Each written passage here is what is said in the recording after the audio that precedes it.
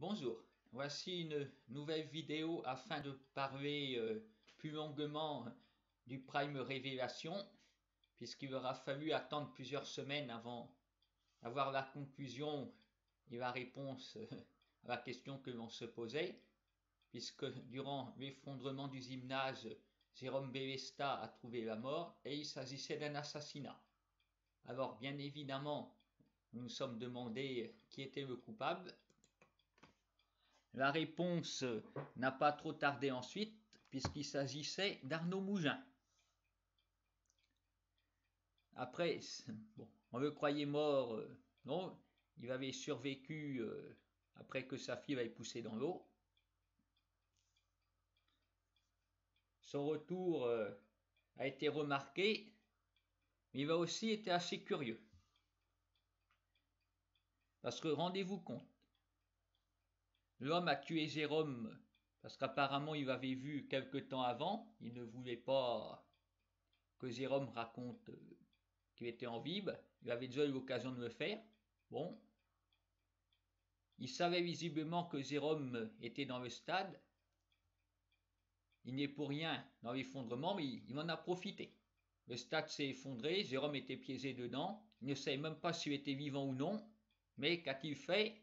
Il s'est rendu dans les lieux, on ne sait pas comment, parce que les secours cherchaient partout une issue pour aider les gens, ils n'ont pas trouvé, tandis que lui, il a réussi.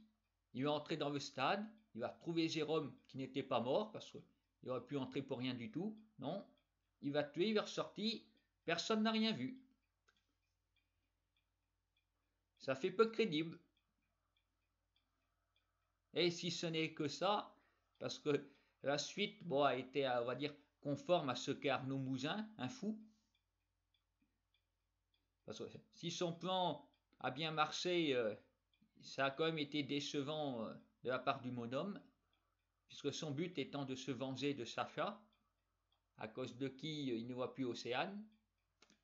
Il nous a appris au passage qu'elle est hospitalisée en Amérique. Bon, depuis, on n'a pas de nouvelles. Sacha s'en fout. Bref, le plan d'Arnaud a assez bien fonctionné, puisqu'il avait placé une bombe sous le lit de Sacha et Victoire, et il était persuadé qu'ils allaient mourir. C'est aussi pour ça qu'il avait kidnappé Laetitia, et certain de son triomphe, la bombe avait explosé, il n'avait aucune preuve, mais il était persuadé. Alors que fait-il? Il donne son arme à Laetitia pour qu'elle le tue. Elle lui a en fait tiré dans la jambe et il s'est fait arrêter. C'est vraiment ridicule. L'homme avait assez de potentiel de nuisance pour être un bon méchant et puis on aurait pu le voir après. Et ben non. Après avoir nuit à tout le monde, que se passe-t-il? Ben, il se met lui-même fin à sa liberté. Je sais pas, s'il avait eu un petit peu plus d'ambition, il aurait pu se dire, bon ben maintenant, Océane n'a plus que moi, je vais la retrouver, enfin. Pas du tout, non. Maintenant je veux mourir. Et il s'est fait arrêter pour rien, on va dire, puisque Sacha était toujours vivant. Au lieu de s'assurer, d'attendre, non. Tout ça a été précipité, enfin, ridicule. Une fin bâclée, à mon avis. Je me souviens aussi qu'à l'époque, Sacha se demandait qui lui en voulait, et il avait soupçonné Paul Simonian. Bon, c'était pas lui, il était en prison. Mais ça aurait pu, d'autant que Paul Simonian est quand même un bon gros schizophrène. Il nous l'aura prouvé pas tout de suite. Non, Sacha l'a rencontré alors qu'il avait sauvé son fils de quelqu'un qui voulait le tuer. On ne sait pas du tout qui c'était. À moins que c'était Paul Simonian lui-même, on n'a pas su. Cette affaire n'a pas eu de suite. Après, ils se sont tous éclipsés. Sacha a retrouvé Victoire et puis voilà, il a fallu attendre un petit peu avant qu'ils reviennent. Et que la police décide de se servir du mariage de Sacha et Victoire pour piéger Paul Simonian. Bon, effectivement, Paul Simonian est venu, il leur a donné de l'argent pour les aider à fuir, et lui-même a échappé à la police. C'est très bien. Par contre, ce qui est encore plus étrange et qui montre que l'homme a un côté bipolaire ou je ne sais quoi. Juste après avoir aidé à fuir, eh ben, il les dénonce à la police qui vient de les arrêter. Et ensuite, que fait-il? Il vient se livrer à la police pour les aider. Et après, il menace Sacha, il lui fait des reproches de l'avoir piégé. En même temps, je crois que si on a bien qui a piégé Paul Simonian, ben c'est un certain Paul Simonian. Il n'y a pas pire d'ennemi que soi-même, des fois. Ce qui rejoint assez Arnaud Mougin. C'est-à-dire que c'est souvent ça, en fait, dans Plus belle la vie. Les méchants sont pas vraiment à la hauteur. S'ils réussissent leur coup, c'est avant tout parce que les gentils, les forces de l'ordre, c'est des cons. Ils voient rien. Non, le seul méchant qui aura été bien, c'est Frémont, puisque pendant des années, pratiquement 8 ans, il aura régné sur Marseille en échappant à la justice encore et toujours. Bon, il a quand même perdu des plumes à chaque fois, parce que il s'est fâché avec sa famille, il a perdu des membres, il a perdu de l'argent.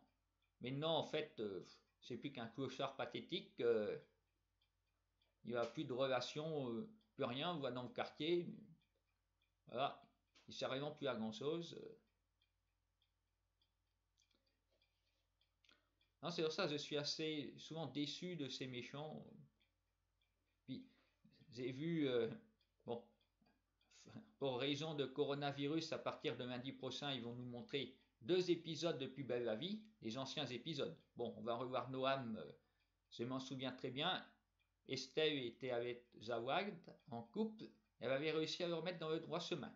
Et voilà que son ami braqueur surgit à Marseille, et là, Estelle comme amoureuse de lui. Après avoir fait en sorte que Zawad soit honnête, ben, pour le remercier, elle a préféré un voyou, pour rester, on va dire, correct. Et surtout un homme, moi il m'avait énervé, parce que son plan avait échoué, il avait tué quelqu'un de la mafia, il était recherché. Ceux qui mettaient ses amis en danger parce qu'ils étaient en train de le planquer, bon, il m'a profité donc pour avoir une aventure avec Estelle dans l'affaire. Voilà.